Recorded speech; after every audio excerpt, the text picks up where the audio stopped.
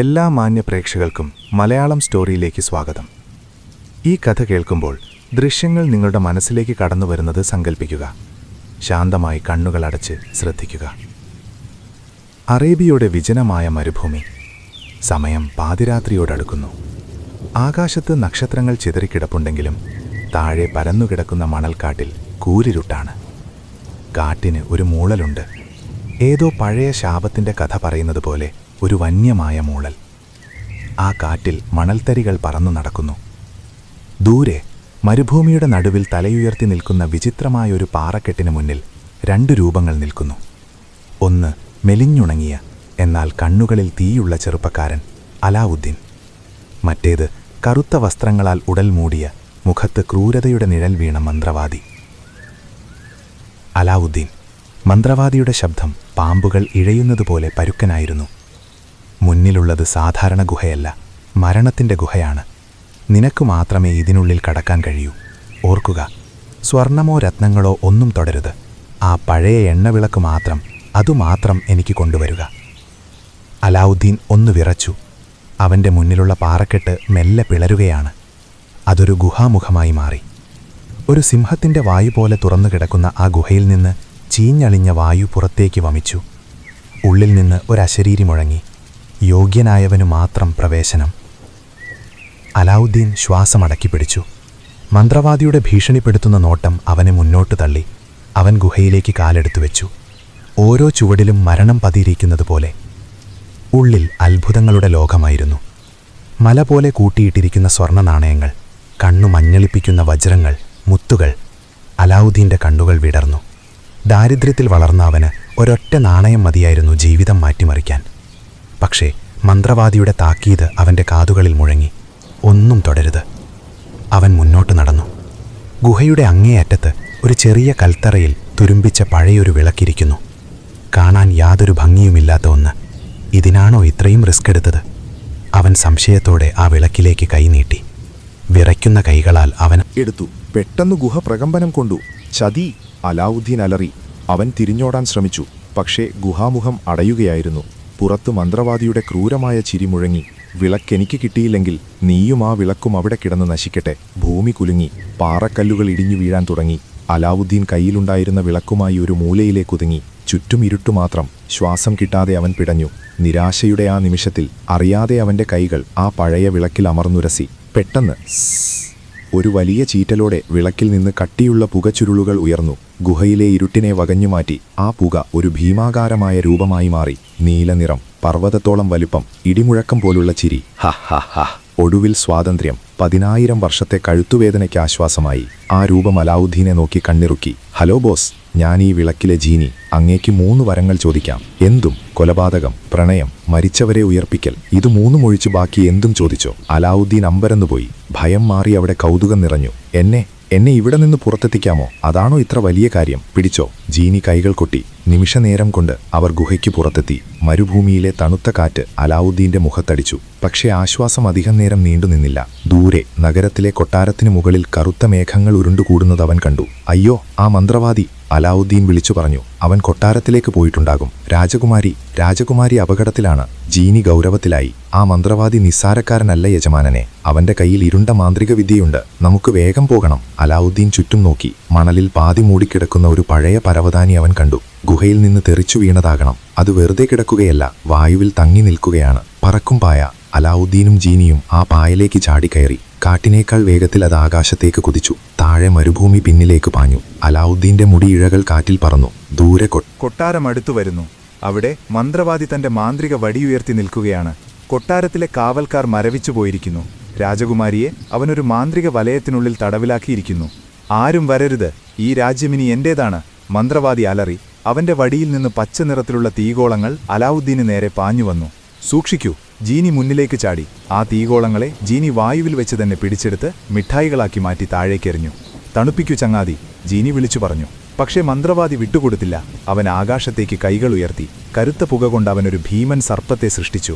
ആ സർപ്പം വായ് പിളർന്ന് പറക്കും പായയെ വിഴുങ്ങാൻ വന്നു. അലാവുദ്ദീൻ പായയെ വെട്ടിത്തിരിച്ചു. അത്ഭുതകരമായ വേഗതയിൽ അവൻ ആ സർപ്പത്തിന്റെ വാലിൽ നിന്ന് വഴുതിമാറി. അലാവുദ്ദീൻ, എന്നെ രക്ഷിക്കൂ! രാജകുമാരിയുടെ നിലവിളി കേട്ടു. അലാവുദ്ദീന്റെ കണ്ണുകളിൽ ദേഷ്യം ആളിക്കത്തി. ജീനി, രാജകുമാരിയുടെ ചുറ്റുമുള്ള ആ മാന്ത്രിക കവചം തകർക്കൂ. മന്ത്രവാദിയെ ഞാൻ നോക്കിക്കോളാം. അലാവുദ്ദീൻ പായയിൽ നിന്ന് നേരിട്ട് കൊട്ടാരത്തിന്റെ ടെറസിലേക്ക് എടുത്തുചാടി. മന്ത്രവാദി അവനെ കണ്ട് ഞെട്ടി. നീ മരിച്ചില്ലേ? നന്മയുള്ളിടത്തോളം കാലം നിന്നെപ്പോലെയുള്ളവർക്ക് ജയിക്കാനാവില്ല. അലാവുദ്ദീൻ കയ്യിലുണ്ടായിരുന്ന വാൾ വീശി. മന്ത്രവാദി തന്റെ വടികൊണ്ട് തടുത്തു. ഇരുമ്പും മാന്ത്രിക ശക്തിയും തമ്മിലുള്ള പോരാട്ടം. സ്പാർക്കുകൾ ചിതറി. ഓരോ അടിയിലും കൊട്ടാരം കുലുങ്ങി. അതേസമയം ജീനി തന്റെ മാന്ത്രിക ശക്തി ഉപയോഗിച്ച് രാജകുമാരിയുടെ കൂട് തുറക്കാൻ ശ്രമിക്കുകയാണ്. തുറക്കൂ സിംസിം. ജീനി പലതും മന്ത്രിച്ചു. ഒടുവിൽ ഒരു വലിയ ചുറ്റിക രൂപപ്പെടുത്തി ആ കൂട്ടിനൊരടി കൊടുത്തു. ചില്ലുകൾ ഉടയുന്ന ശബ്ദത്തോടെ ആ മാന്ത്രിക കവചം തകർന്നു. ഇതുകണ്ട മന്ത്രവാദി കോപം കൊണ്ട് വിറച്ചു. അവൻ അലാവുദ്ദീനെ തള്ളിമാറ്റി രാജകുമാരിക്ക് നേരെ തിരിഞ്ഞു. നീ എന്റെ കൂടെ വരും. പക്ഷേ അലാവുദ്ദീൻ വിട്ടില്ല. അവൻ തറയിൽ കിടന്ന ഒരു കയറെടുത്ത് മന്ത്രവാദിയുടെ കാലിൽ കുരുക്കി. മന്ത്രവാദി അടിതെറ്റി വീണു. ആ തക്കം നോക്കി അലാവുദ്ദീൻ വിളിച്ചു പറഞ്ഞു, ജീനി, ഇപ്പോൾ. ജീനി തന്റെ വിരലുകൾ ഞൊടിച്ചു. മന്ത്രവാദിയുടെ കയ്യിലിരുന്ന മാന്ത്രിക വടി തെറിച്ചുപോയി. ശക്തി നഷ്ടപ്പെട്ട മന്ത്രവാദി വെറും സാധാരണ മനുഷ്യനായി ചുരുങ്ങി. ഭയന്നു വിറയ്ക്കുന്ന അയാളെ നോക്കി അലാവുദ്ദീൻ പറഞ്ഞു, നിന്റെ കളി തീർന്നു.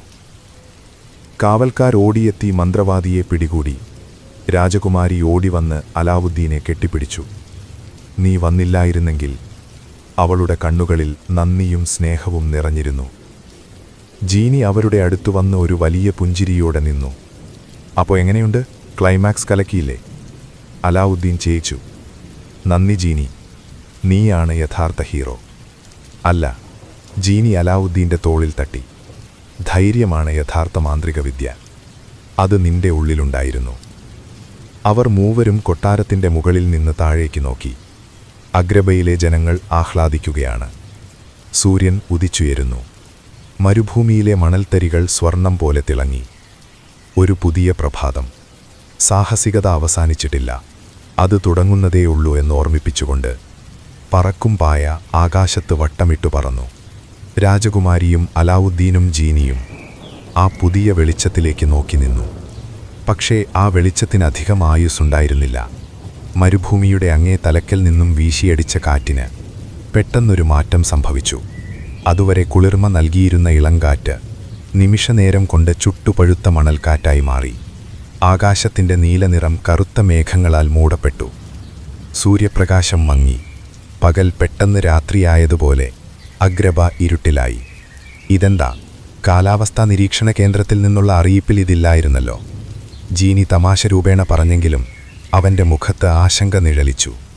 താഴെ ആഹ്ലാദിച്ചിരുന്ന ജനക്കൂട്ടം ഭയന്ന് ചിതറിയോടാൻ തുടങ്ങി. കൊട്ടാരത്തിന്റെ മട്ടുപ്പാവിൽ നിന്ന് അലാവുദ്ദീനും ജാസ്മിനും പരസ്പരം നോക്കി. എന്തോ വലിയ അപകടം വരാനിരിക്കുന്നു. പെട്ടെന്നാണ് അന്തരീക്ഷത്തെ വിറപ്പിച്ചുകൊണ്ട് ഒരട്ടഹാസം മുഴങ്ങിയത്.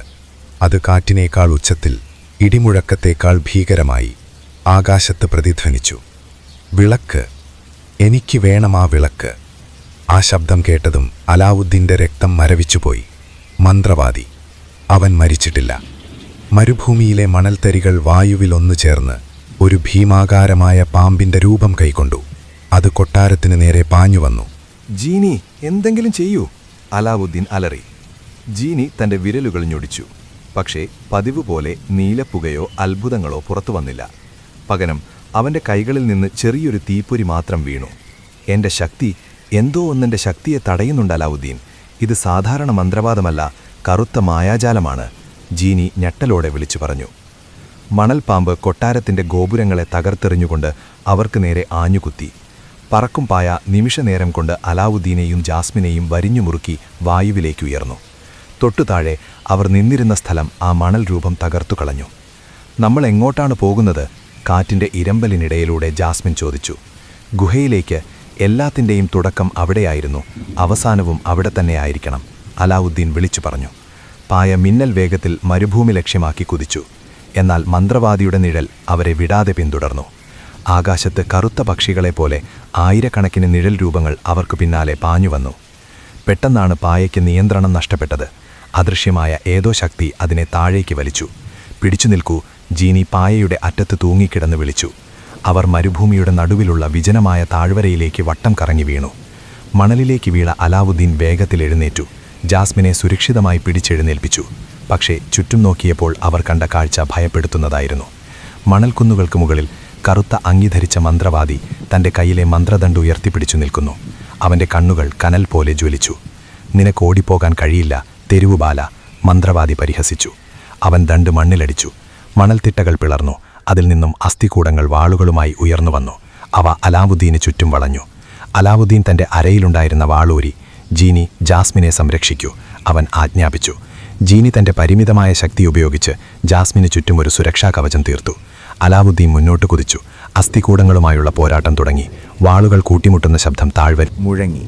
ഓരോ വെട്ടിലും അസ്ഥികൂടങ്ങൾ തകർന്നു വീണെങ്കിലും വീണ്ടും പുതിയവ ഉയർന്നു വന്നുകൊണ്ടിരുന്നു. ഇതിനിടയിൽ മന്ത്രവാദി തന്റെ യഥാർത്ഥ ലക്ഷ്യത്തിലേക്ക് നീങ്ങി. അവന്റെ ദൃഷ്ടി അലാവുദ്ദീന്റെ അരയിൽ തൂക്കിയിട്ട പഴയ വിളക്കിലായിരുന്നു. ഒരു നിമിഷത്തെ അശ്രദ്ധ മുതലെടുത്ത് മന്ത്രവാദി വായുവിലൊരു വൃത്തം വരച്ചു. അലാവുദ്ദീന്റെ കയ്യിലെ വാൾ തെറിച്ചുപോയി. ഒരു അദൃശ്യമായ കയർ അവന്റെ കഴുത്തിൽ മുറുകി അവനെ വായുവിലേക്ക് ഉയർത്തി. ഇനി ആ വിളക്ക് എന്റേതാണ്. മന്ത്രവാദി അലാവുദ്ദീന്റെ അടുത്തേക്ക് ഒഴുകിയെത്തി. അലാവുദ്ദീൻ ശ്വാസം കിട്ടാതെ പിടഞ്ഞു. അവന്റെ കൈകൾ വിളക്കിൽ മുറുകെ പിടിച്ചു. മന്ത്രവാദി കൈ നീട്ടി. ആ നിമിഷം അലാവുദ്ദീന്റെ മനസ്സിൽ ഒരു ബുദ്ധി ഉദിച്ചു. അവൻ വിളക്കിൽ ഉരസുകയല്ല, മറിച്ച് വിളക്കിന്റെ മൂടി തുറന്ന് അതിനുള്ളിലെ എണ്ണ മന്ത്രവാദിയുടെ മുഖത്തേക്ക് തെറിപ്പിച്ചു. അപ്രതീക്ഷിതമായ ആക്രമണത്തിൽ മന്ത്രവാദി പിന്നോട്ടു മാറി. ആ നിമിഷം അലാവുദ്ദീൻ താഴെ വീണു. ജീനി ഇപ്പോൾ, അവൻ അലറി. തന്റെ യജമാനന്റെ ശബ്ദം കേട്ട ജീനി സർവശക്തിയും സംഭരിച്ച് ഒരു വലിയ കാറ്റായി മാറി. മണൽക്കാറ്റ് അസ്ഥികൂടങ്ങളെയും മന്ത്രവാദിയെയും പിന്നോട്ട് തള്ളി. വേഗം പായയിൽ കയറൂ, ജീനി വിളിച്ചു പറഞ്ഞു. അവർ മൂവരും പായയിൽ ചാടിക്കയറി. പായ ആകാശത്തേക്ക് കുതിച്ചു. താഴെ മന്ത്രവാദി കോപം കൊണ്ട് വിറയ്ക്കുകയായിരുന്നു. ഇത് അവസാനിച്ചിട്ടില്ല. അവന്റെ ശബ്ദം അവരുടെ പിന്നാലെ പാഞ്ഞുവന്നു. എന്നാൽ അലാവുദ്ദീൻ തിരിഞ്ഞു നോക്കിയില്ല. അവർക്ക് രക്ഷപ്പെടാൻ സമയം കിട്ടിയിരിക്കുന്നു. പക്ഷേ അത് താൽക്കാലികം മാത്രമാണ്. വിളക്കിന്റെ രഹസ്യം തേടി മന്ത്രവാദിയെ എന്നേക്കുമായി തളയ്ക്കാനുള്ള വഴിക്കായി അവരുടെ യാത്ര തുടരുകയാണ്, കൂടുതൽ അപകടകരമായ വഴികളിലൂടെ. പായ മേഘങ്ങളെ കീറിമുറിച്ച് മുന്നോട്ടു കുതിച്ചു. കാറ്റ് അവരുടെ ചെവിയിൽ ചൂളം വിളിക്കുകയായിരുന്നു. താഴെ അനന്തമായി പരന്നുകിടക്കുന്ന മരുഭൂമി ഒരു കറുത്ത സമുദ്രം പോലെ തോന്നിപ്പിച്ചു.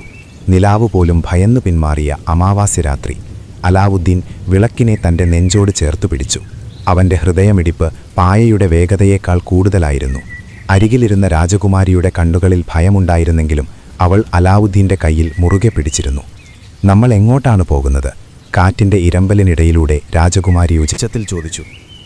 ജീനി പായയുടെ മുൻവശത്തേക്ക് നീങ്ങി ആകാശത്തേക്ക് നോക്കി പറഞ്ഞു. യജമാനനെ, ആ മന്ത്രവാദി നിസ്സാരക്കാരനല്ല. അവന്റെ ഇഫ്രീറ്റ് ശക്തികൾക്ക് നമ്മളെ മണത്തുപിടിക്കാൻ കഴിയും. സാധാരണ ഒളിത്താവളങ്ങളൊന്നും നമ്മളെ രക്ഷിക്കില്ല. നമുക്ക് നിഴൽ താഴ്വരയിലെ പഴയ ക്ഷേത്രത്തിലേക്ക് പോകണം. അവിടെ അവന്റെ കറുത്ത ജാലവിദ്യകൾക്ക് പ്രവേശിക്കാൻ കഴിയില്ല. അലാവുദ്ദീൻ തലയാട്ടി. എന്നാൽ ആശ്വാസം കണ്ടെത്തും മുൻപേ പിന്നിൽ നിന്ന് അന്തരീക്ഷം മരവിപ്പിക്കുന്ന ഒരു ശബ്ദം കേട്ടു. അത് കാറ്റിന്റെ ശബ്ദമായിരുന്നില്ല. 1000 പാമ്പുകൾ ഒന്നിച്ച് ചീറ്റുന്നത് പോലെയുള്ളൊരു ശബ്ദം. അലാവുദ്ദീൻ ഞെട്ടിത്തിരിഞ്ഞു നോക്കി. അവർക്ക് കഷ്ടിച്ചു 100 മീറ്റർ പിന്നിലായി കറുത്ത പുകച്ചുരുളുകൾ ആകാശത്ത് രൂപം കൊള്ളുന്നു. മന്ത്രവാദിയുടെ മായാജാലം അവരെ പിന്തുടരുകയാണ്. ആ പുകച്ചുരുളുകൾക്ക് സാവധാനം രൂപം വെച്ചു തുടങ്ങി. കൂറ്റൻ ചിറകുകളും തീക്കനൽ പോലെ തിളങ്ങുന്ന കണ്ണുകളുമുള്ള ഭീമാകാരമായ മണൽ കഴുകന്മാർ. മന്ത്രവാദി മരുഭൂമിയിലെ മണലിനും കാറ്റിനും ജീവൻ നൽകി അവരെ വേട്ടയാടാൻ അയച്ചിരിക്കുന്നു. പിടിച്ചിരിക്കൂ, അലാവുദ്ദീൻ അലറി. പായ കുത്തനെ താഴേക്ക് കൂപ്പുകുത്തി. തൊട്ടു പിന്നാലെ ആ മണൽ കഴുകന്മാർ കൂർത്ത കൊക്കുകളുമായി പാഞ്ഞു വന്നു. പായ വായുവിൽ വെട്ടിത്തിറഞ്ഞപ്പോൾ ഒരു കഴുകന്റെ ചിറക് അലാവുദ്ദീന്റെ തോളിൽ ഉരസി കടന്നുപോയി. ജീനി, എന്തെങ്കിലും ചെയ്യൂ, അലാവുദ്ദീൻ വിളിച്ചു പറഞ്ഞു. ജീനി തന്റെ കൈകൾ വിരിച്ചു പിടിച്ചു.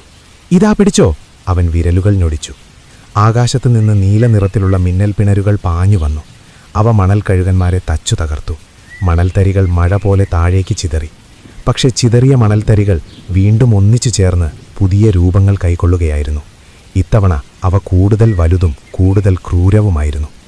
ഇതേൽക്കുന്നില്ല, അവ വീണ്ടും വരുന്നു, രാജകുമാരി ഭയത്തോടെ വിളിച്ചു പറഞ്ഞു. നമുക്ക് വേഗം കൂട്ടണം, അലാവുദ്ദീൻ പായയോട് ആജ്ഞാപിച്ചു. പായ ഒരു അമ്പിനെ പോലെ മുന്നോട്ട് കുതിച്ചു. താഴെ കൂർത്ത പാറക്കെട്ടുകൾ നിറഞ്ഞ നിഴൽ താഴ്വര തെളിഞ്ഞു കണ്ടു.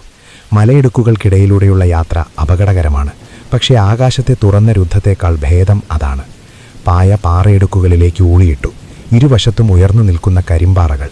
പിന്നാലെ വന്ന മണൽകൾ. ശസന്മാർ പാറകളിൽ ഇടിച്ചു തകർന്നു. എങ്കിലും ചിലത് വിടാതെ പിന്തുടർന്നു. വഴി ഇടുങ്ങി വരികയാണ്. മുന്നിലൊരു വലിയ ഗുഹാമുഖം. അവിടെ, ആ ഗുഹയിലേക്ക്, ജീനി ചൂണ്ടിക്കാട്ടി. അവസാന നിമിഷം പായ ഒന്ന് വട്ടം കറങ്ങി ഗുഹയുടെ ഉള്ളിലേക്ക് പാഞ്ഞു കയറി. അലാവുദ്ദീനും രാജകുമാരിയും ജീനിയും ഗുഹയുടെ തറയിലേക്ക് ഉരുങ്ങു വീണു. പുറത്ത് ഗുഹാമുഖത്തു വന്നിടിച്ച മണൽക്കാറ്റ് ഭീകരമായ അലറി വിളിച്ചു. എന്നാൽ ഗുഹയുടെ കവാടത്തിൽ കൊത്തിവെച്ചിരുന്ന പുരാതന ലിഖിതങ്ങൾ തിളങ്ങി. ആ വെളിച്ചം തട്ടി മന്ത്രവാദിയുടെ മായാജാലം പുറത്തുതന്നെ തടയപ്പെട്ടു. ഗുഹയ്ക്കുള്ളിൽ കൂരിരുട്ടായിരുന്നു. അലാവുദ്ദീൻ കിതച്ചുകൊണ്ട് എഴുന്നേറ്റു. വിളക്കിപ്പോഴും അവൻ്റെ കയ്യിലുണ്ട്. നമ്മൾ രക്ഷപ്പെട്ടോ? രാജകുമാരി ശ്വാസമെടുക്കാൻ പാടുപെട്ടുകൊണ്ട് ചോദിച്ചു. ജീനി ഒരു ചെറിയ തീപ്പന്തം മാന്ത്രികമായി തെളിയിച്ചു. ആ വെളിച്ചത്തിൽ ഗുഹയുടെ ഉള്ളിലെ കാഴ്ചകൾ തെളിഞ്ഞു. അത് വെറുമൊരു ഗുഹയായിരുന്നില്ല. ആയിരക്കണക്കിന് വർഷം പഴക്കമുള്ള അസ്ഥികൂടങ്ങളും തകർന്നുപോയ പഴയ ആയുധങ്ങളും അവിടെ ചിതറിക്കിടന്നിരുന്നു. നമ്മൾ തൽക്കാലം സുരക്ഷിതരാണ്, ജീനി പറഞ്ഞു, അവൻ്റെ ശബ്ദത്തിൽ പതിവില്ലാത്ത ഗൗരവം. പക്ഷേ ഈ ഗുഹയ്ക്ക് അതിൻ്റേതായ രഹസ്യങ്ങളുണ്ട്. മന്ത്രവാദിയെ തോൽപ്പിക്കാനുള്ള വഴി ഇവിടെ എവിടെയോ ഉണ്ട്. പക്ഷേ അത് കണ്ടെത്തുക എന്നത് പുറത്തെ മണൽക്കാറ്റിനേക്കാൾ അപകടകരമായിരിക്കും. അലാവുദ്ദീൻ വിളക്കിലേക്ക് നോക്കി, പിന്നെ ഗുഹയുടെ ഇരുണ്ട ആഴങ്ങളിലേക്ക്. മന്ത്രവാദിയുടെ അട്ടഹാസം പുറത്ത് കാറ്റിനൊപ്പം അലിഞ്ഞു ചേരുന്നുണ്ടായിരുന്നു. അവർക്ക് വിശ്രമിക്കാൻ സമയമില്ല. യഥാർത്ഥ സാഹസികത ഇവിടെ തുടങ്ങുന്നതേയുള്ളൂ. അവൻ പന്തം കയ്യിലേന്തി മുന്നോട്ട് നടന്നു. ഇരുളിൽ എന്തോ ഒന്നനങ്ങി. 2 ചുവന്ന കണ്ണുകൾ ഇരുട്ടിൽ നിന്നവരെ തുറിച്ചു നോക്കി. ആ കണ്ണുകൾക്ക് പിന്നിലെ രൂപം പന്തത്തിൻ്റെ മങ്ങിയ വെളിച്ചത്തിൽ തെളിഞ്ഞു വന്നു. അതൊരു മനുഷ്യനായിരുന്നില്ല, മറിച്ച് കരിങ്കല്ലിൽ കൊത്തിയെടുത്തതുപോലെയുള്ള ഭീമാകാരനായൊരു സർപ്പമായിരുന്നു. അതിൻ്റെ ശ്വാസോച്ഛ്വാസത്തിൽ ഗുഹയാകെ കുലുങ്ങി. ഓരോ തവണ അത് അനങ്ങുമ്പോഴും പാറക്കല്ലുകൾ തമ്മിൽ ഉരസുന്നതുപോലെയുള്ള ഭീകരമായ ശബ്ദം അവിടെ മുഴങ്ങി. അലാവുദ്ദീൻ ഒന്ന് പതറി. പക്ഷേ ഭയം അവനെ കീഴ്പ്പെടുത്താൻ അവൻ അനുവദിച്ചില്ല. കയ്യിലിരുന്ന വാൾ അവനൊന്ന് മുറുക്കി പിടിച്ചു.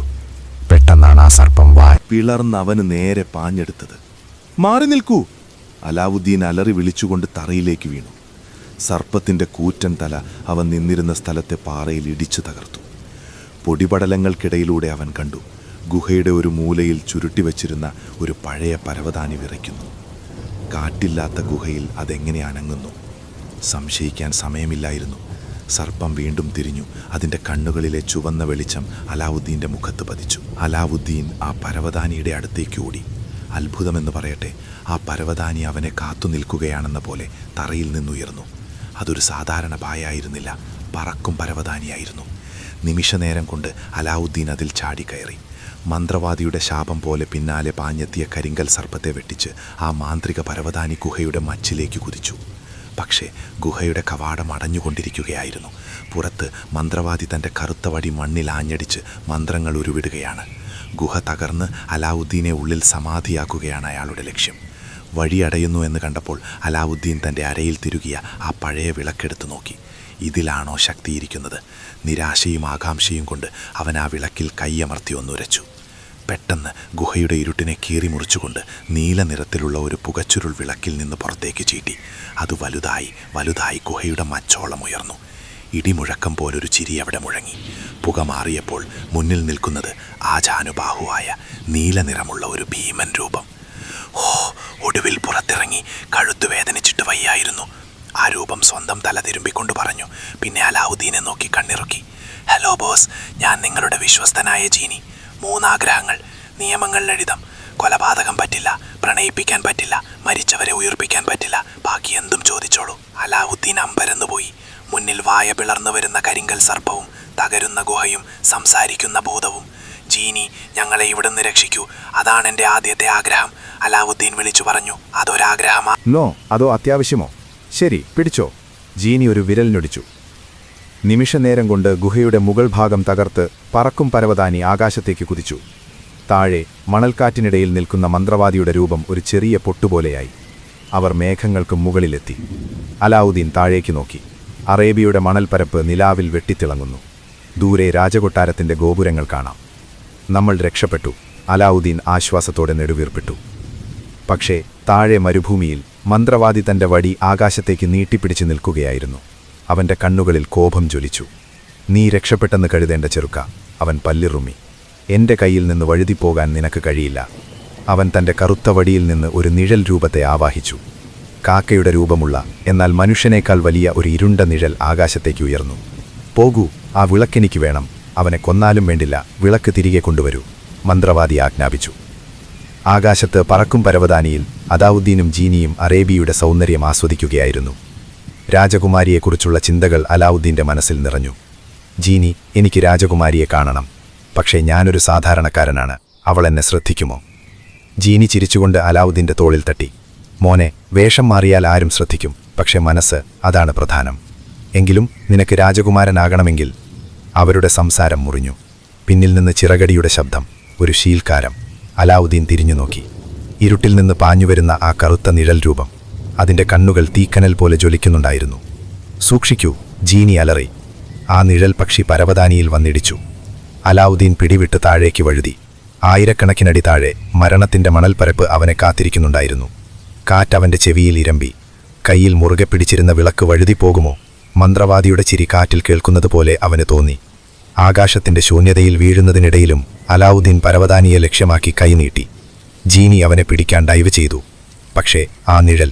രാക്ഷസൻ ജീനിയെ തടയാൻ കുറുകെ പറന്നു. ജീനിയുടെ മാന്ത്രിക ശക്തിയും മന്ത്രവാദിയുടെ കറുത്ത ജാലവിദ്യയും തമ്മിലുള്ള പോരാട്ടം ആകാശത്തെ പ്രകമ്പനം കൊള്ളിച്ചു. താഴെ വീഴുന്ന അലാവുദ്ദീന്റെ മനസ്സിൽ ഒരേയൊരു ചിന്ത മാത്രം. ഇനിയും 2 ആഗ്രഹങ്ങൾ ബാക്കിയുണ്ട്. പക്ഷെ അത് പറയാൻ താൻ ജീവനോടെയുണ്ടാകുമോ? കാറ്റിന്റെ വേഗത വർദ്ധിച്ചു. വിളക്ക് കൈവിട്ടു പോകാതിരിക്കാൻ അവൻ അതിനെ നെഞ്ചോട് ചേർത്തു പിടിച്ചു. താഴെ മരുഭൂമിയിലെ മണൽത്തരികൾ ഓരോന്നും വ്യക്തമായി കാണാവുന്ന ദൂരത്തിലേക്ക് അവൻ എത്തിക്കഴിഞ്ഞിരുന്നു. മരണം അതിൻ്റെ തണുത്ത കൈകൾ നീട്ടി അവനെ തൊടാറായിരിക്കുന്നു. പെട്ടെന്നാണത് സംഭവിച്ചത്. അലാവുദ്ദീൻ്റെ വിളി കേട്ടതുകൊണ്ടോ അതോ തൻ്റെ യജമാനനോടുള്ള സ്നേഹം കൊണ്ടോ എന്നറിയില്ല. ആ പറക്കും പരവതാനി വായുവിനെ കീറിമുറിച്ചുകൊണ്ട് ഒരു പരുന്തിനെ പോലെ താഴേക്ക് കുതിച്ചു. മണൽത്തിട്ടകളിൽ വീണ് ചിതറുന്നതിന് വെറും നിമിഷങ്ങൾക്ക് മുൻപ് പരവതാനി അവന് താഴെ ഒരു സുരക്ഷാവല പോലെ വിരിഞ്ഞു. ധും എന്ന ശബ്ദത്തോടെ അവൻ അതിലേക്ക് വീണു. വീഴ്ചയുടെ ആഘാതത്തിൽ അവൻ്റെ ശ്വാസം നിലച്ചുപോയെങ്കിലും പരവതാനി അവനെ സുരക്ഷിതമായി താങ്ങി നിർത്തി വീണ്ടും ആകാശത്തേക്ക് കുതിച്ചുയർന്നു. അതേസമയം മുകളിൽ ജീനി തൻ്റെ പൂർണ്ണരൂപം പ്രാപിച്ചു. ആകാശത്തെ കറുപ്പിച്ചു നിന്ന നിഴൽ രാക്ഷസന്റെ നേരെ ജീനി തൻ്റെ കൂറ്റൻ മുഷ്ടി ചുരുട്ടി. എൻ്റെ യജമാനനെ തൊടാൻ മാത്രം വളർന്നോ നീ? ജീനിയുടെ ശബ്ദം ഇടിമുഴക്കം പോലെ മുഴങ്ങി. അവൻ്റെ കയ്യിൽ നിന്നും നീല നിറത്തിലുള്ള ഒരു മിന്നൽ പിണർ പാഞ്ഞുപോയി ആ നിഴൽ രൂപത്തെ ചിന്ന ഭിന്നമാക്കി. കരിമരുന്നുശാലയ്ക്ക് തീപിടിച്ചതുപോലെയുള്ള ഒരു സ്ഫോടന ശബ്ദം അവിടെയുണ്ടായി. കരിമരുന്നുശാലയ്ക്ക് തീപിടിച്ചതുപോലെയുള്ള ഒരു സ്ഫോടന ശബ്ദം അവിടെയുണ്ടായി. കരിമരുന്നുശാലയ്ക്ക് തീപിടിച്ചതുപോലെയുള്ള ഒരു സ്ഫോടന ശബ്ദം അവിടെയുണ്ടായി. കരിമരുന്നുശാലയ്ക്ക് തീപിടിച്ചതുപോലെയുള്ള ഒരു സ്ഫോടന ശബ്ദം അവിടെയുണ്ടായി. വം നിഴലിച്ചിരുന്നു. യജമാനനെ, നമ്മൾ കഷ്ടിച്ചാണ് രക്ഷപ്പെട്ടത്. ആ മന്ത്രവാദി അവൻ നിസ്സാരക്കാരനല്ല. പുരാതനമായ പല ഇരുണ്ട ശക്തികളും അവൻ്റെ പക്കലുണ്ട്, ജീനി പറഞ്ഞു. അലാവുദ്ദീൻ ദൂരേക്ക് നോക്കി. ചക്രവാളത്തിൽ ഇരുട്ടിൻ്റെ മറവിൽ മന്ത്രവാദിയുടെ കോട്ട അവ്യക്തമായി കാണാം. അവിടെ എവിടെയോ ആണ് തൻ്റെ പ്രാണനായ രാജകുമാരി തടവിലുള്ളത്. ജീനി, നമുക്കിനിയും സമയമില്ല. എൻ്റെ 2ാമത്തെ ആഗ്രഹം. അലാവുദ്ദീൻ തൊണ്ട ശരിയാക്കി. ആ കോട്ടയ്ക്കുള്ളിലെ ചതിക്കുഴികളെയും കാവൽക്കാരെയും മറികടക്കാൻ എനിക്ക് മന്ത്രവാദിയേക്കാൾ ശക്തമായ ആയുധങ്ങൾ വേണം. പക്ഷേ അത് വാളോ പരിചയോ അല്ല. ജീനി കുരികം ചുളിച്ചു. പിന്നെന്താണ് പ്രഭോ? തന്ത്രം. അവനെ അവൻ്റെ തന്നെ കളിയിൽ തോൽപ്പിക്കണം. എന്നെ ഒരു സാധാരണ കച്ചവടക്കാരനായി മാറ്റുക. ആരും സംശയിക്കാതെ, എന്നാൽ ആരും ശ്രദ്ധിക്കാതെ പോകാത്ത ഒരു വേഷം. ഒപ്പം ഈ പരവതാനിയെ ഒരു സാധാരണ പായയാക്കി മാറ്റണം. ആരും ഇതിൻ്റെ ശക്തി തിരിച്ചറിയരുത്. ജീനി ഒന്ന് ചിരിച്ചു. ആ ചിരിയിൽ പഴയ കുസുദ്രി തിരികെ വന്നിരുന്നു.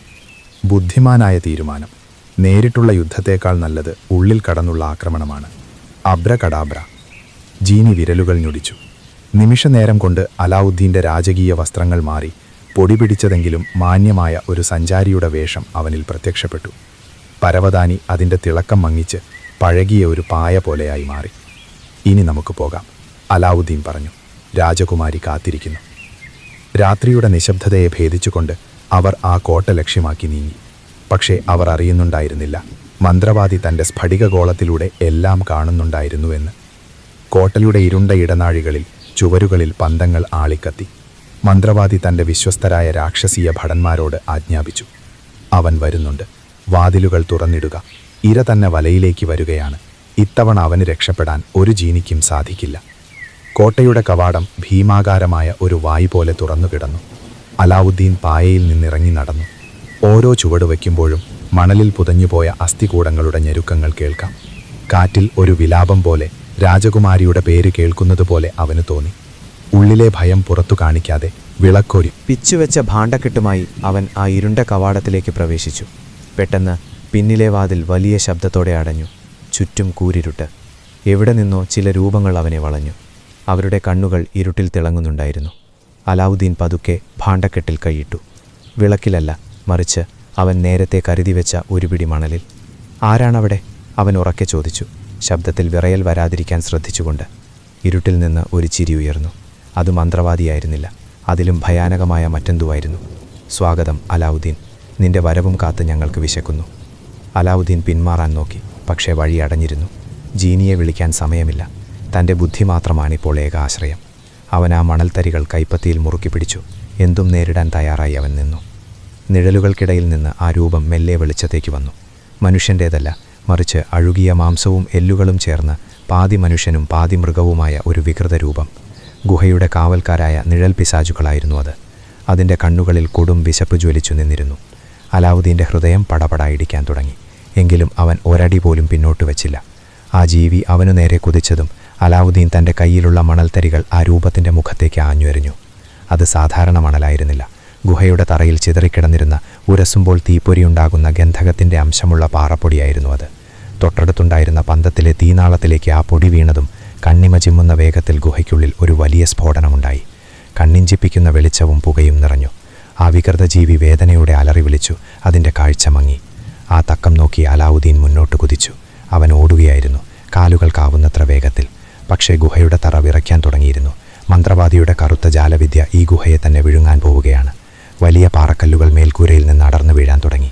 വഴി അടയുകയാണെന്ന് മനസ്സിലായ അലാവുദ്ദീൻ അരയിൽ തിരുകിയ അത്ഭുത വിളക്ക് പുറത്തെടുത്തു. ഓട്ടത്തിനിടയിൽ തന്നെ അതിലൊന്നുരച്ചു. പുകച്ചുരുളുകൾക്ക് പകരം ഒരു നീല വെളിച്ചം ഗുഹയാകെ നിറഞ്ഞു. ഓ, ഒടുവിൽ ആ കുടുസ് മുറിയിലിരുന്നിട്ട് നടുവ് വളഞ്ഞുപോയി ബോസ് എന്ന പരാതിയോടെ ജീനി പുറത്തേക്ക് വന്നു. വായുവിലൊഴുകി നിന്ന ജീനി ചുറ്റുമുള്ള ഭീകരാന്തരീക്ഷം കണ്ടതും കണ്ണു തള്ളി. അലാവുദ്ദീൻ, നമ്മൾ ഡിന്നർ പാർട്ടിക്ക് വന്നതല്ലെന്ന് തോന്നുന്നല്ലോ. ഇതെന്താ, കല്ലുമഴയോ? തമാശ പറയാൻ സമയമില്ല ജീനി, നമ്മളെ ഇവിടെ നിന്ന് പുറത്തെത്തിക്ക് വേഗം. അലാവുദ്ദീൻ അലായി. ഒരു കൂറ്റൻ പാറക്കല്ല് അവൻ്റെ തലയ്ക്ക് നേരെ പാഞ്ഞു വന്നു. ജീനി തൻ്റെ കൂറ്റൻ കൈകൾ ഉയർത്തി വീഴുന്ന പാറക്കല്ലിനെ വായുവിൽ തടുത്തു നിർത്തി ഒരു പന്ത് പോലെ തട്ടിക്കളഞ്ഞു. പിടിച്ചു നിന്നോ കുട്ടാ, നമ്മൾ പറക്കാൻ പോവുകയാണ്. ജീനി അലാവുദ്ദീനെ കോരിയെടുത്തു. പെട്ടെന്ന് ഒരൊറ്റ കുതിപ്പിന് അവരാ ഗുഹയുടെ കവാടം ഭേദിച്ച് ആകാശത്തേക്ക് കുതിച്ചു. മരുഭൂമിയുടെ തണുത്ത കാറ്റ് അലാവുദ്ദീൻ്റെ മുഖത്തടിച്ചു. താഴെ ആ ഗുഹ പൂർണ്ണമായും മണലിലേക്ക് താഴ്ന്നു പോകുന്നത് അവർ കണ്ടു. പക്ഷേ ആശ്വാസം നൈമിഷികം മാത്രമായിരുന്നു. ദൂരെ മരുഭൂമിയുടെ നടുവിൽ ആകാശത്തെ മുട്ടുന്ന മന്ത്രവാദിയുടെ കോട്ടയ്ക്ക് മുകളിൽ കറുത്ത മേഘങ്ങൾ ഉരുണ്ടുകൂടുന്നു. അവിടെയാണ് രാജകുമാരി തടവിലുള്ളത്. മന്ത്രവാദി തൻ്റെ മാന്ത്രിക ദണ്ടുയർത്തി കോട്ടയുടെ മട്ടുപ്പാവിൽ നിൽക്കുന്നുണ്ടായിരുന്നു. തൻ്റെ കെണിയിൽ നിന്ന് അലാവുദ്ദീൻ രക്ഷപ്പെട്ടത് അവൻ ദൂരദർശിനിയിലൂടെ കണ്ടു. അവൻ്റെ കണ്ണുകളിൽ കോപമാളിക്കെത്തി. അലാവുദ്ദീൻ, നിനക്ക് രക്ഷപ്പെടാനാവില്ല, അവൻ അലറി. അവൻ തൻ്റെ വടി മരുഭൂമിയിലേക്ക് നീട്ടി.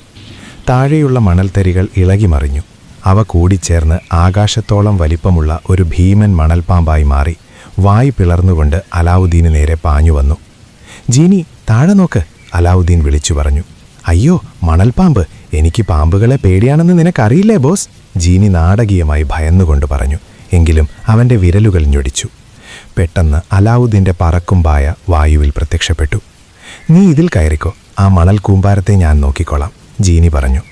അലാവുദ്ദീൻ പായയിലേക്ക് ചാടിക്കയറി. പായ ഒരമ്പ് പോലെ കോട്ട ലക്ഷ്യമാക്കി കുതിച്ചു. പിന്നിൽ ജീനി തൻ്റെ രൂപം വലുതാക്കി ഒരു വലിയ കാറ്റായി മാറി. നൽപ്പാമ്പിനെ നേരിട്ടു. മരുഭൂമിയിൽ ഇടിമുഴക്കം പോലെ ശബ്ദങ്ങൾ കേട്ടു തുടങ്ങി. അലാവുദ്ദീൻ കോട്ടയുടെ ജനാല ലക്ഷ്യമാക്കി പറന്നു. കാറ്റിൻ്റെ വേഗതയിൽ അവൻ്റെ കണ്ണുകൾ നിറഞ്ഞു. എങ്കിലും മനസ്സ് രാജകുമാരിയുടെ മുഖത്തായിരുന്നു. കോട്ടയുടെ കാവൽക്കാർ അമ്പുകളെയ്തു തുടങ്ങി. താഴ്ന്നു പറക്കൂ, അവൻ പായയോട് ആജ്ഞാപിച്ചു. പായ അതനുസരിച്ചു. അമ്പുകൾക്ക് പിടികൊടുക്കാതെ സിക്സാഗ് രീതിയിൽ അത് മുന്നോട്ട് കുതിച്ചു. ഒടുവിൽ രാജകുമാരിയെ പാർപ്പിച്ചിരുന്ന ഗോപുരത്തിൻ്റെ ജനാലക്കരികിൽ അവനെത്തി. അകത്ത് ഭയന്ന് വിറച്ചിരിക്കുന്ന രാജകുമാരി അവൻ കണ്ടു. അലാവുദ്ദീൻ, അവൾ അത്ഭുതത്തോടെ വിളിച്ചു. പക്ഷേ ജനാലയ്ക്ക് കുറുകെ അദൃശ്യമായ ഒരു മാന്ത്രിക വലയമുണ്ടായിരുന്നു. അലാവുദ്ദീൻ തൊട്ടതും അവൻ്റെ കൈയിലേക്കൊരു ഷോക്കടിച്ചതുപോലെ തെറിച്ചുപോയി. മന്ത്രവാദിയുടെ ചിരി കോട്ടയിലാകെ മുഴങ്ങി. ബുദ്ധിയുള്ള എലികൾ കെണിയിൽ വീഴും അലാവുദ്ദീൻ, നീ ഇപ്പോൾ എൻ്റെ കൈക്കുള്ളിലാണ്. അലാവുദ്ദീൻ ചുറ്റും നോക്കി. ജീനി മണൽപ്പാമ്പുമായി മല്ലിടുകയാണ്. താൻ ഒറ്റയ്ക്കാണ്. ഇല്ല, താൻ ഒറ്റയ്ക്കല്ല. തൻ്റെ ബുദ്ധിയും ധൈര്യവും കൂടെയുണ്ട്. അവൻ പായയിൽ എഴുന്നേറ്റു നിന്നു. വിളക്ക് അരയിൽ ഭദ്രമാണെന്ന് ഉറപ്പുവരുത്തി. നിന്റെ മായാജാലം എന്നെ തടയില്ല, അവൻ മന്ത്രവാദിയുടെ ദിശയിലേക്ക് നോക്കി വെല്ലുവിളിച്ചു. അവൻ പായയെ കുത്തനെ മുകളിലേക്ക് പറത്തി. കോട്ടയുടെ ഏറ്റവും മുകളിലേക്ക്, മന്ത്രവാദി നിൽക്കുന്ന ടെറസിലേക്ക്. നേർക്കുനേർ പോരാട്ടത്തിനുള്ള സമയമായിരിക്കുന്നു. കാറ്റ് ആഞ്ഞു വീശുന്നുണ്ടായിരുന്നു. കോട്ടയുടെ മുകളിലെ ടെറസിൽ പായ ഇറങ്ങിയതും ഒരു മിന്നൽ പിണർ പോലെ അലാവുദ്ദീൻ താഴേക്ക് ചാടി. ആകാശം കറുത്തിരുണ്ട്. ഇടയ്ക്കിടെ മിന്നുന്ന ഇടിമിന്നലിൽ മന്ത്രവാദിയുടെ മുഖം ഭയാനകമായി തെളിഞ്ഞു. അവൻ അവിടെ തന്നെയുണ്ട്. കറുത്ത മേലങ്കി കാറ്റിൽ പറക്കുന്നു. കണ്ണുകളിൽ പകയുടെ കനൽ ജ്വലിക്കുന്നു.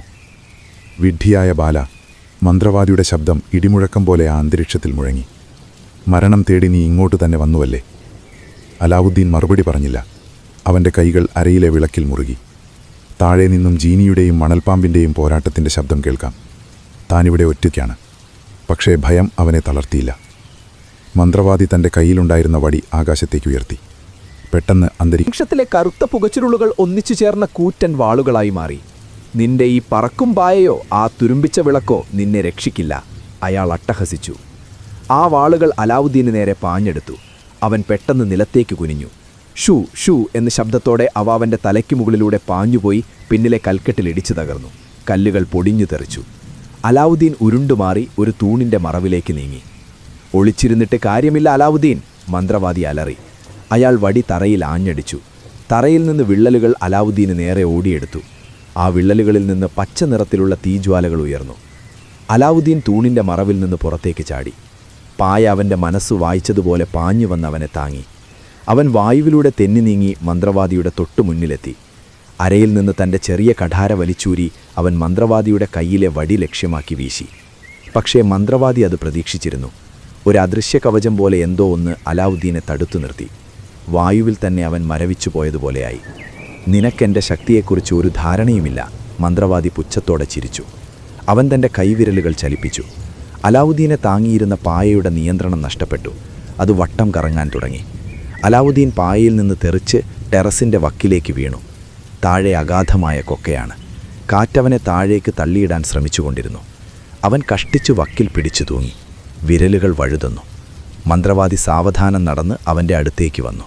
അയാളുടെ നിഴൽ അലാവുദ്ദീന് മുകളിൽ വീണു. ആ വിളക്ക് അതിങ്ങെടുക്ക്, നിനക്ക് ഞാൻ എളുപ്പമുള്ളൊരു മരണം നൽകാം. അലാവുദ്ദീൻ മുകളിലേക്ക് നോക്കി. മന്ത്രവാദിയുടെ മുഖത്ത് വിജയഭാവം. എന്നാൽ അലാവുദ്ദീൻ്റെ കണ്ണുകൾ മന്ത്രവാദിയുടെ പിന്നിലെ ആകാശത്തേക്കാണ് നോക്കിയത്. അവിടെ ദൂരെ നിന്നും ഒരു ചെറിയ നീല വെളിച്ചം വേഗത്തിൽ ഇങ്ങോട്ട് വരുന്നുണ്ട്. ജീനി. അലാവുദ്ദീൻ്റെ ചുണ്ടിൽ ഒരു കള്ളച്ചിരി വിരിഞ്ഞു. നിനക്ക് വിളക്ക് വേണമല്ലേ? ഇതാ പിടിച്ചോ. അവൻ വിളക്കെടുക്കുന്നത് പോലെ ഭാവിച്ചു.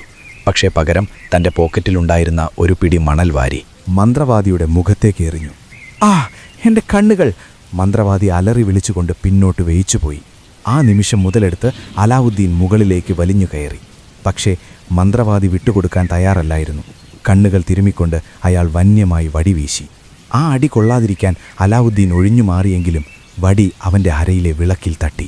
ടാം എന്ന ശബ്ദത്തോടെ വിളക്ക് തെറിച്ച് ടെറസിൻ്റെ നടുവിലേക്ക് വീണു. അത് വട്ടം കറങ്ങി മന്ത്രവാദിയുടെ കാലിനടുത്തേക്ക് നീങ്ങി. രണ്ടുപേരും ഒരു നിമിഷം സ്തംഭിച്ചുപോയി. പിന്നെ ഒരേ സമയം രണ്ടുപേരും വിളക്കിന് നേരെ കുതിച്ചു. മന്ത്രവാദിയുടെ കൈകൾ വിളക്കിന് തൊട്ടടുത്തെത്തി. ഇനി ഇതെൻ്റെതാണ്, അയാൾ ആക്രോശിച്ചു. പെട്ടെന്ന് ആകാശത്ത് നിന്നൊരു ഇടിമുഴക്കം പോലെ എന്തോ ഒന്ന് അവരുടെ ഇടയിലേക്ക് വന്നു വീണു. പൊടിപടലങ്ങൾക്കിടയിൽ നിന്ന് ഒരു കൂറ്റൻ രൂപം ഉയർന്നു വന്നു. ഹലോ, ആരെങ്കിലും എന്നെ വിളിച്ചായിരുന്നോ? ജീനി. അവൻ തിരിച്ചെത്തിയിരിക്കുന്നു. പക്ഷേ പഴയ ഉന്മേഷമില്ല, വല്ലാതെ ക്ഷീണിച്ചിരിക്കുന്നു. അവൻ്റെ വാലിൽ മണൽപ്പാമ്പിൻ്റെ കടിയേറ്റ പാടുകളുണ്ട്. ജീനി, ആ വിളക്ക് അവനെ കൊടുക്കരുത്, അലാവുദ്ദീൻ വിളിച്ചു പറഞ്ഞു. മന്ത്രവാദി ഞെട്ടിയില്ല. അയാൾ വടി ഉയർത്തി ജീനിക്ക് നേരെ ഒരു കറുത്ത രശ്മി പായിച്ചു. മാറി നിൽക്ക് ചതിയാൻ ഭൂതമേ! ജീനി ആ രശ്മിയെ ഒരു ബാറ്റ് കൊണ്ട് പന്തടിക്കുന്നത് പോലെ തട്ടിക്കളഞ്ഞു. ഏയ്, കുറച്ച് മര്യാദയാകാം, ഞാൻ ഈയിടെയായി ഭയങ്കര ദേഷ്യത്തിലാണ്. പക്ഷേ മന്ത്രവാദിക്ക് മറ്റൊരു പദ്ധതി ഉണ്ടായിരുന്നു. അയാൾ പെട്ടെന്നൊരു മന്ത്രം ഉരുവിട്ടു. ജീനിയുടെ ചുറ്റും വായു ഘനീഭവിക്കാൻ തുടങ്ങി. അതൊരു സ്ഫടിക കൂടുപോലെ ജീനിയെ ബന്ധനസ്ഥനാക്കി. അലാവുദ്ദീൻ, എനിക്ക് അനങ്ങാൻ പറ്റുന്നില്ല, ജീനി വിളിച്ചുകൂവി. ഇവൻ പഴയ ആളല്ല, ഇവൻ എന്തോ കരിമരുന്ന് കഴിച്ചിട്ടുണ്ട്. അലാവുദ്ദീൻ നോക്കുമ്പോൾ വിളക്കിപ്പോഴും തറയിൽ കിടപ്പുണ്ട്. മന്ത്രവാദി ജീനിയെ തളച്ചിട്ട് വിളക്കിന് നേരെ നടക്കുകയാണ്. പായ ദൂരി ബോധരഹിതമായി കിടക്കുന്നു. ജീനി കൂട്ടിലടയ്ക്കപ്പെട്ടു. ഇനി അലാവുദ്ദീനും മന്ത്രവാദിയും മാത്രം. ആയുധങ്ങളില്ല, മായാജാലമില്ല, കേവലം ബുദ്ധിയും കൈക്കരുത്തും മാത്രം. അലാവുദ്ദീൻ ഒരു ദീർഘശ്വാസമെടുത്തു. മന്ത്രവാദി വിളക്കിൽ തൊടുന്നതിന് തൊട്ടുമുമ്പ് അവൻ സർവശക്തിയും എടുത്ത് മന്ത്രവാദിയുടെ മുകളിലേക്ക് എടുത്തു ചാടി. ആ കൂട്ടിയിടിയിൽ ഗുഹയുടെ കൽത്തറയൊന്ന് വിറച്ചു. മന്ത്രവാദിയുടെ മെലിഞ്ഞതെങ്കിലും ഇരുമ്പ് പോലെ ഉറച്ച ശരീരത്തിലേക്ക് അലാവുദ്ദീൻ ഒരു പാറക്കല്ല് പോലെയാണ് ചെന്നിടിച്ചത്. ഇരുവരും മണൽ വിരിച്ച തറയിലൂടെ ഉരുണ്ടു നീങ്ങി. മന്ത്രവാദിയുടെ നീണ്ട എല്ലുന്തിയ വിരലുകൾ അലാവുദ്ദീൻ്റെ കഴുത്തിലേക്ക് ഒരു പാമ്പിനെപ്പോലെ ചുറ്റിവരിഞ്ഞു. ആ കണ്ണുകളിൽ കണ്ടത് മനുഷ്യൻ്റെ ദേഷ്യമല്ല, മറിച്ച് ചെകുത്താൻ്റെ പകയായിരുന്നു. വിടടാ! അലാവുദ്ദീൻ പല്ലുകൾ കടിച്ചുകൊണ്ട് ആക്രോശിച്ചു. പക്ഷേ ശബ്ദം തൊണ്ടയിൽ കുരുങ്ങി. ശ്വാസം കിട്ടാതെ അവൻ്റെ മുഖം ചുവന്നു തുടങ്ങി. മന്ത്രവാദിയുടെ കറുത്ത വസ്ത്രത്തിൽ നിന്നും പഴകിയ ശവക്കല്ലറയുടെ ഗന്ധം വമിക്കുന്നുണ്ടായിരുന്നു. കയ്യെത്തും ദൂരത്ത് ആ പഴയ ചെമ്പുവിളക്ക് മങ്ങിയ വെളിച്ചത്തിൽ തിളങ്ങി നിൽക്കുന്നു. ആരാണ് ആദ്യം അതിൽ തൊടുന്നത്, അവരായിരിക്കും ഈ ലോകത്തിൻ്റെ വിധി നിശ്ചയിക്കുക. മന്ത്രവാദി അലാവുദ്ദീൻ്റെ കഴുത്തിലെ പിടി മുറുക്കിക്കൊണ്ടുതന്നെ തൻ്റെ മറുകൈ വിളക്കിന് നേരെ നീട്ടി. ആ വിരലുകൾ വിളക്കിൻ്റെ പിടിയോടടുക്കുന്തോറും അലാവുദ്ദീൻ്റെ ഹൃദയമിടിപ്പുയർന്നു. പക്ഷേ അഗ്രബയിലെ തെരുവുകളിൽ അടിപിടി കൂടി വളർന്ന അലാവുദ്ദീന് അത്ര പെട്ടെന്ന് തോൽക്കാൻ മനസ്സിലായിരുന്നു. ബുദ്ധിശക്തിയാണ് അവൻ്റെ ആയുധം. മന്ത്രവാദിയുടെ ശ്രദ്ധ മുഴുവൻ വിളക്കിലാണെന്നു കണ്ട അലാവുദ്ദീൻ തറയിൽ നിന്നും ഒരു പിടി മണൽ വാരിയെടുത്തു. നിമിഷനേരം കൊണ്ട് അവൻ ആ മണൽത്തരികൾ മന്ത്രവാദിയുടെ തുറിച്ചു നോക്കുന്ന കണ്ണുകളിലേക്ക് വലിച്ചെറിഞ്ഞു. ആ! ഗുഹയെ പ്രകമ്പനം കൊള്ളിച്ചുകൊണ്ട് മന്ത്രവാദിയുടെ വന്യമായ അലർച്ചയുയർന്നു. കണ്ണുകളിൽ തീപിടിച്ച വേദനയോടെ മന്ത്രവാദി പിടിവിട്ടു. ആ തക്കം നോക്കി അലാവുദ്ദീൻ പിന്നിലേക്ക് കുതിച്ചുമാറി കിതച്ചുകൊണ്ട് എഴുന്നേറ്റു. മന്ത്രവാദി കണ്ണുകൾ തിരുമ്മിക്കൊണ്ട് ഭ്രാന്തനെ പോലെ കൈകൾ വീശി. അപ്പോഴാണ് ആ കാഴ്ച അലാവുദ്ദീൻ കണ്ടത്. ദൂരെ നിർജീവമായി കിടന്നിരുന്ന പറക്കും പായയുടെ ഒരറ്റം മെല്ലെ ഉയരുന്നു. അത് പതിയെ വിറയ്ക്കുന്നുണ്ട്. ബോധം തെളിയുന്നതേയുള്ളൂ. പായെ, എഴുന്നേൽക്ക്! അലാവുദ്ദീൻ മനസ്സിൽ മന്ത്രിച്ചു. എന്നാൽ മന്ത്രവാദി വിട്ടുകൊടുക്കാൻ തയ്യാറായിരുന്നില്ല. കണ്ണു കാണുന്നില്ലെങ്കിലും ഘ്രാണശക്തി കൊണ്ടെന്ന പോലെ അവൻ വിളക്കിന് നേരെ ഇഴഞ്ഞു നീങ്ങി. അവൻ്റെ ചുണ്ടുകൾ അവ്യക്തമായ ഏതോ പ്രാചീന മന്ത്രങ്ങൾ ഉരുവിടാൻ തുടങ്ങി. ഗുഹയ്ക്കുള്ളിലെ വായുവിന് കനം വയ്ക്കുന്നതുപോലെ അലാവുദ്ദീന് തോന്നി. നിഴലുകൾക്ക് ജീവൻ വയ്ക്കുന്നു. ഇനി കാത്തുനിൽക്കാൻ സമയമില്ല. അലാവുദ്ദീൻ സർവ്വശക്തിയുമെടുത്ത് വിളക്കിന് നേരെ ഓടി. മന്ത്രവാദിയും ചാടി വീണു. ഇത്തവണ ലക്ഷ്യം അലാവുദ്ദീനല്ല, വിളക്കാണ്. ഇരുവരുടെയും കൈകൾ ഒരേ സമയം വിളക്കിൽ സ്പർശിച്ചു. ആ നിമിഷം ഗുഹയ്ക്കുള്ളിൽ ഒരു ഇടിമുഴക്കമുണ്ടായി. വിളക്കിൽ നിന്നും നീലനിറത്തിലുള്ള പുകച്ചുരുളുകൾ അലസമായി പുറത്തേക്കൊഴുകാൻ തുടങ്ങി. മന്ത്രവാദി ഞെട്ടിപ്പിന്മാറി. അലാവുദ്ദീൻ വിളക്ക് നെഞ്ചോട് ചേർത്തു പിടിച്ചു. പുകച്ചുരുളുകൾക്കിടയിൽ നിന്നും ഒരു വലിയ രൂപം തെളിഞ്ഞു വന്നു. ജീനി. പക്ഷേ പഴയ തമാശക്കാരനായ ജീനിയല്ല. കണ്ണുകളിൽ ചുവന്ന തിളക്കം. അവൻ കൂട്ടിലടയ്ക്കപ്പെട്ടതിൻ്റെ ദേഷ്യത്തിലാണോ അതോ മന്ത്രവാദിയുടെ മന്ത്രങ്ങൾ അവനെ ബാധിച്ചിട്ടുണ്ടോ? ജീനി ഗുഹയുടെ മേൽക്കൂരയോളം വളർന്നു. അവൻ്റെ ശബ്ദം ഗുഹയിലെ പാറക്കെട്ടുകളിൽ തട്ടിമുഴങ്ങി. ആരാണെന്നെ വീണ്ടും വിളിച്ചുണർത്തിയത്? അലാവുദ്ദീൻ വിറയ്ക്കുന്ന ശബ്ദത്തിൽ വിളിച്ചു പറഞ്ഞു. ജീനി, ഇത് ഞാനാണ് അലാവുദ്ദീൻ. മന്ത്രവാദി നിന്നെ തടവിലാക്കാൻ നോക്കുകയാണ്. മന്ത്രവാദി പെട്ടെന്ന് എഴുന്നേറ്റു. കണ്ണിൻ്റെ നീറ്റൽ വകവയ്ക്കാതെ അവൻ അലറി. നുണ! ഈ വിളക്കിപ്പോൾ എൻ്റെ കൈവശമാണ് വരേണ്ടിയിരുന്നത്. ഞാൻ നിന്റെ പുതിയ യജമാനനാണ്. അവൻ എന്തോ കറുത്ത പൊടി ജീനിയുടെ നേരെ എറിഞ്ഞു. ആ പൊടി ജീനിയുടെ ശരീരത്തിൽ തട്ടിയതും നീലനിറം മാറി കറുത്ത പുക പടരാൻ തുടങ്ങി. ജീനി വേദനയോടെ പുളഞ്ഞു. അലാവുദ്ദീൻ, ഓടിക്കോ! എനിക്കെന്നെ തന്നെ നിയന്ത്രിക്കാൻ കഴിയുന്നില്ല. ജീനിയുടെ ശബ്ദം ഇടറി. കാര്യങ്ങൾ കൈവിട്ടുപോകുന്നു. മന്ത്രവാദി ജീനിയെ വരുതിയിലാക്കാൻ ശ്രമിക്കുകയാണ്. അലാവുദ്ദീൻ ചുറ്റും നോക്കി. രക്ഷപ്പെടാൻ വഴിയൊന്നുമില്ല. ഗുഹയുടെ കവാടം അടഞ്ഞിരിടക്കുന്നു. പെട്ടെന്ന് അവൻ്റെ തോളിലൊരു മൃദുവായ സ്പർശനം. തിരിഞ്ഞു നോക്കുമ്പോൾ പറക്കും പായ. അത് പൂർണ്ണമായും ഉണർന്നിരിക്കുന്നു. പായ അലാവുദ്ദീനെ തട്ടിവിളിക്കുന്നത് പോലെ വായുവിൽ വട്ടം കറങ്ങി. നമുക്ക് രാജകുമാരിയെ രക്ഷിക്കണം. പക്ഷേ ആദ്യം ഇവിടെ നിന്ന് പുറത്തു കടക്കണം, അലാവുദ്ദീൻ പായയോട് പറഞ്ഞു. മന്ത്രവാദി ഇപ്പോൾ വിജയശ്രീലാളിതനായി ചിരിക്കുകയാണ്. ജീനിയുടെ രൂപം ഭീമാകാരമായ ഒരു കറുത്ത നിഴലായി മാറിക്കഴിഞ്ഞു. ആ നിഴൽ കൈകൾ അലാവുദ്ദീന് നേരെ നീന്തു. അലാവുദ്ദീൻ വിളക്ക് അരയിൽ തിരുകി ഒറ്റ ചാട്ടത്തിന് പായയുടെ മുകളിലേക്ക് കയറി. പായെ, മുകളിലേക്ക്, വേഗം! പായ ഒരു അസ്ത്രം കണക്കെ മുകളിലേക്ക് കുതിച്ചു. ഗുഹയുടെ മച്ചിൽ ചെറിയൊരു വിടവ് അലാവുദ്ദീൻ കണ്ടിരുന്നു. മന്ത്രവാദിയുടെ കറുത്ത മായാജാലം അവരെ പിടികൂടുന്നതിന് തൊട്ടുമുമ്പ് പായ ആ വിടവിലൂടെ നൂഴ്ന്ന് പുറത്തെ വെളിച്ചത്തിലേക്ക് കുതിച്ചുയർന്നു. പിന്നിൽ ഗുഹയ്ക്കുള്ളിൽ നിന്നും മന്ത്രവാദിയുടെ നിരാശ നിറഞ്ഞ അലർച്ചയും നിയന്ത്രണം വിട്ട ജീനിയുടെ ഇടിമുഴക്കം പോലുള്ള ശബ്ദവും മരുഭൂമിയിലാകെ പ്രതിധ്വനിച്ചു. പുറത്ത് ചുട്ടുപൊള്ളുന്ന മരുഭൂമി. അലാവുദ്ദീൻ താഴേക്ക് നോക്കി. മണൽക്കാറ്റ് വീശിയടിക്കുന്നുണ്ട്. പക്ഷേ അവന് വിശ്രമിക്കാൻ സമയമില്ല. മന്ത്രവാദി ജീനിയെ പൂർണ്ണമായും വരുതിയിലാക്കുന്നതിനു മുമ്പ് എന്തെങ്കിലും ചെയ്യണം. മാത്രമല്ല കൊട്ടാരത്തിൽ രാജകുമാരി അപകടത്തിലാണ്. മന്ത്രവാദിയുടെ അടുത്ത ലക്ഷ്യം അവളാണ്. കൊട്ടാരത്തിലേക്ക് വിട്ടോ? അലാവുദ്ദീൻ പായയ്ക്ക് നിർദ്ദേശം നൽകി. കാറ്റിനെ കീറിമുറിച്ചുകൊണ്ട് പായ അഗ്രബയുടെ ദിശയിലേക്ക് പറന്നു. അലാവുദ്ദീൻ്റെ മനസ്സിൽ ഭയം നിഴലിച്ചു നിന്നു. ജീനി ഇപ്പോൾ ശത്രുവാണോ മിത്രമാണോ? ആ കറുത്ത പൊടി ജീനിയെ എന്നേക്കുമായി മാറ്റിക്കളഞ്ഞോ? അവൻ്റെ അരയിലിരിക്കുന്ന വിളക്കിന് ഇപ്പോൾ ചൂട് കൂടി വരുന്നതുപോലെ ഒരു തോന്നൽ. വിളക്കിൻ്റെ ആ ചൂട് വെറുമൊരു തോന്നലായിരുന്നില്ല, അതൊരു മുന്നറിയിപ്പായിരുന്നു. അലാവുദ്ദീൻ താഴേക്ക് നോക്കി. അഗ്രബ നഗരം ഉറക്കത്തിലാഴ്ന്നു കിടക്കുകയാണെങ്കിലും കൊട്ടാരത്തിനു ചുറ്റും അസ്വാഭാവികമായൊരു ഇരുട്ട് പടർന്നു കയറുന്നത് അവന് വ്യക്തമായി കാണാമായിരുന്നു. സാധാരണ നിലാവെളിച്ചത്തിൽ തിളങ്ങി നിൽക്കാറുള്ള കൊട്ടാരത്തിൻ്റെ സ്വർണ്ണ താഴികക്കുടങ്ങൾ ഇപ്പോൾ കരിമ്പുകയാൽ മൂടപ്പെട്ടിരിക്കുന്നു. ആ പുകച്ചുരുളുകൾക്ക് ജീവനുള്ളതുപോലെ അവ കൊട്ടാരത്തെ വരിഞ്ഞു മുറുക്കുകയാണ്. വേഗത്തിൽ, കുറച്ചുകൂടി വേഗത്തിൽ അലാവുദ്ദീൻ പായയോട് ആജ്ഞാപിച്ചു. പായ അതിൻ്റെ പരമാവധി വേഗത്തിൽ വായുവിനെ കീറിമുറിച്ചുകൊണ്ട് കൊട്ടാരത്തിൻ്റെ പ്രധാന മട്ടുപ്പാവിലേക്ക് കുതിച്ചു. അവർ മട്ടുപ്പാവിലേക്ക് വന്നിറങ്ങിയതും ഭയാനകമായ നിശബ്ദതയാണ് അവരെ എതിരേറ്റത്. കാവൽക്കാരാരും തന്നെയില്ല. എല്ലായിടത്തും കരിഞ്ഞ മണം മാത്രം. അലാവുദ്ദീൻ പതുക്കെ അകത്തേക്ക് നടന്നു. അവൻ്റെ ഓരോ ചുവടുവയ്പിലും അരയിലിരിക്കുന്ന വിളക്ക് വിറയ്ക്കുന്നുണ്ട് ആയിരുന്നു. വലിയ ഹാളിലേക്ക് കടന്നതും കണ്ട കാഴ്ച അവൻ്റെ രക്തം മരവിപ്പിച്ചു. ഹാളിൻ്റെ നടുവിൽ വായുവിൽ ഉയർന്നു നിൽക്കുകയാണ് മന്ത്രവാദി. അവൻ്റെ കയ്യിലുള്ള വടിയിൽ നിന്ന് കറുത്ത രശ്മികൾ പ്രവഹിക്കുന്നു. ആ രശ്മികൾ ചെന്നെത്തുന്നത് തറയിൽ തളർന്നു വീണുകിടക്കുന്ന രാജകുമാരിയുടെ നേർക്കല്ല, മറിച്ച് ഹാളിൻ്റെ മച്ചിൽ പുക പോലെ രൂപം മാറി നിൽക്കുന്ന ജീനിയുടെ നേർക്കാണ്. ജീനിയുടെ നീല നിറം മാറി കടും ചുവപ്പും കറുപ്പും കലർന്ന വികൃതമായ രൂപമായി അവൻ മാറിക്കൊണ്ടിരിക്കുന്നു. അവൻ്റെ മുഖത്ത് പഴയ ആ ചിരിയില്ല, പകരം കൊലവരിയുടെ കാവം മാത്രം.